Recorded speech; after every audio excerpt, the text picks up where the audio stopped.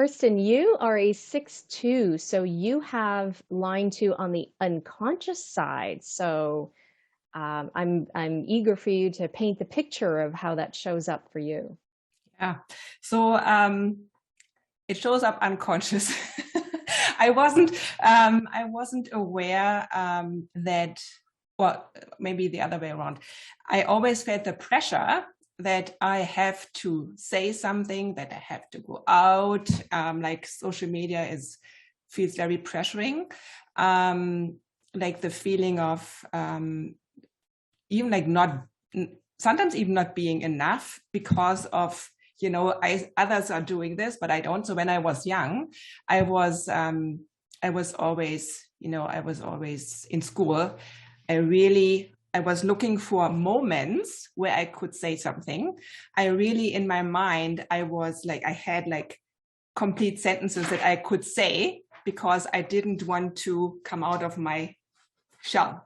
But I didn't see that as something that belongs to me or who I am. I just thought, well, society gave me the feeling that this is not how you should be.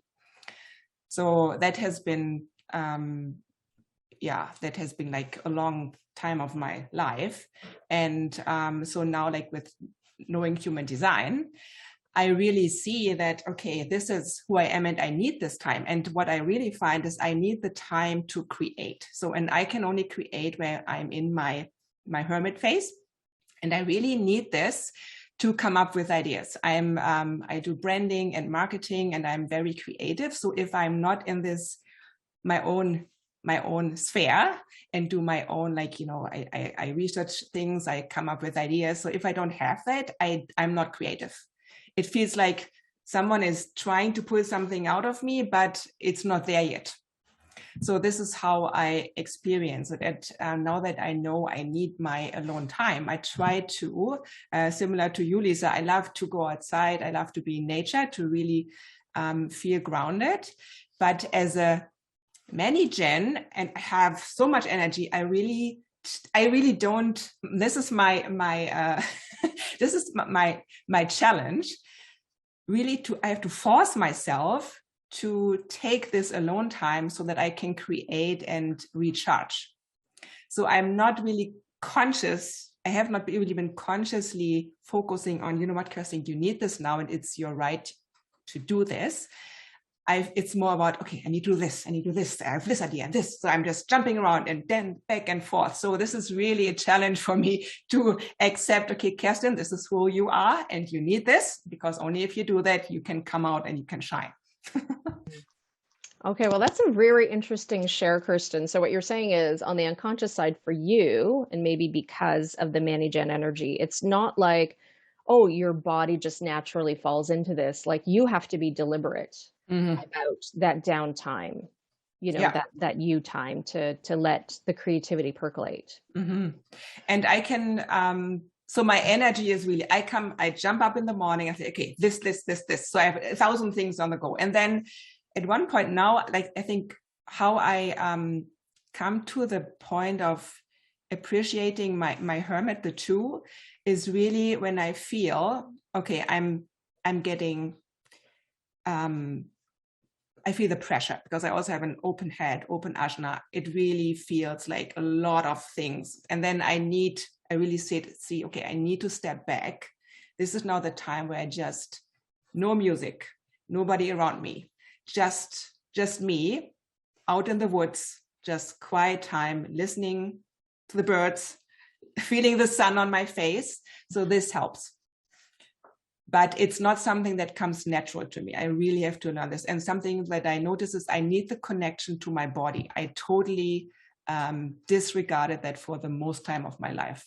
Like I feel like our society is so like mind focused that we don't know how to work and feel our body and how to use it to feel aligned. So this is something that I'm working on, like really connect with my body. Okay, well, that's very interesting. One of the things I am thinking of, and I'd love for you to share, being so energetically focused as a manifesting generator, you have a motor connected directly or indirectly to the throat? Yeah, directly. Mm-hmm. Directly. Okay. Is it your sacral? Do you have the Yes. 2034? Okay. Yeah. So busy Mm-hmm. channel, Mm-hmm. the busiest channel in the graph. And so yes, if you're not moving, right? So I can see the conundrum that you've got, right? You're just a busybody, like that's your design. Mm-hmm. And yet, like you said, that clearing space to, let the creativity come in. Do you, when you're doing your alone time, in the woods and that, are you finding movement helps you or stillness helps you? Or is that something you're still working on? I'm working on it, but so what helps is first I have to run, need the energy out, it needs to go. And then I have to sit. And then I can clear my mind. So if the energy is still in me, it feels like there's no way I can sit. So this, even like when I'm cooking, I cook, I listen usually to podcast, and while I'm training the dog. So it's all of this. So it's really hard. And sometimes I find at the end of the day, I'm exhausted, and I know why, because I'm not taking the time to rest in between. Oh, we can't hear you. Oh, no, yes. Oh, sorry, there we go. I was quieting my sacral. So yes, Lisa, do you want to jump in? Thank you, Kerstin, for that. I can just say that I identify with the movement piece as well, because it helps me ground, get in the body, and also clear foreign energies. So I used to run a lot. I don't run anymore. I'm more of a walker and qigonger, but open sacral. So the movement piece and also just being in the body really helps quite a lot. Yeah, unless I've taken it to a point where I've somehow gotten imbalanced with a lack of solitude and feeling depleted and burned out, then it's going to be the stillness piece first and then movement. Yeah. Okay. So that's okay. Well, that's an interesting picture to paint. And do you have to think about that, or does it just come instinctively? It's instinctive, and I go by feel. I'm just tuning into what is my body needing right now. Mm-hmm. Okay, yeah. Great. Thank you. Carissa, I'd love to find out from you more stillness, more body movement. How does that show up for you? So I resonate with what Lisa was saying. I mean, I'm a generator, so I have a lot of energy too. So I do find that sometimes it's hard for me to sit still if I have a lot of energy and I need to just get it out. So for me, like exercising in the morning is usually very important. And my, time in nature is like usually hiking. So it's not just like walking calmly around a path. It's like I'm going up, up a mountain and coming back down to like really burn that energy. But I do find that I'm able to then quiet my mind and then have more of that creativity flow as well. So like my favorite time of the week is usually Saturday mornings if my kids don't have an early sports game or practice, where I can like literally sit, and I can sit for like 4 to 5 hours and just the flow just comes like very easily. And that's normally because by Saturday mornings, I think that I've like ran around all week long. So I've kind of expended a lot of energy.